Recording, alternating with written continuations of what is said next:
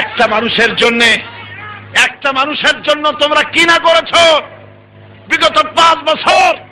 একটা মানুষের জিকির যা করছো, এতটা জিকির যদি আল্লাহর করতে, তোমাদের জন্য আল্লাহর জান্নাত ওয়াজিব হয়ে যেত। যেখানে যা পাইছে সব বঙ্গবন্ধু।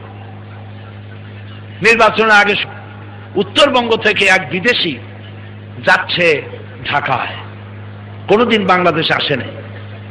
যমুনা সেতুর কাছে গিয়ে বলছে, তোমাদের দেশে এত বড় ব্রিজ, গরিব দেশ এটা। কয় আছে তো, বিরাট ব্রিজ আমাদের। এটার নাম কি? এটার নাম বঙ্গবন্ধু ব্রিজ। আচ্ছা, ঢাকা শহরে প্রবেশ করে গুলিস্তানের মোড়ে বিরাট বিরাট বিল্ডিং দেখে অবাক হয়ে গেছে। এই জায়গার নাম কি? এই জায়গার নাম বঙ্গবন্ধু এভিনিউ।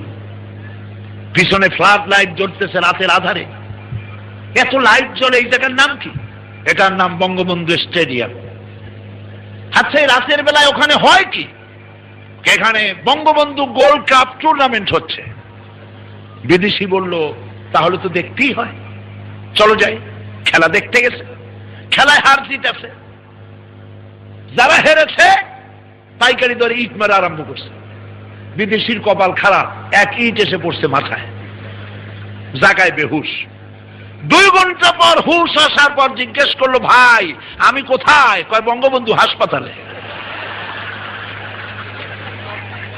এবার লোকটি বলছে যে, ভাই তোমাদের পায়ে ধরি, আল্লাহর রাস্তে, এরপরে আমারে আর বঙ্গবন্ধু গোরস্থানে নিয়ে যেও না।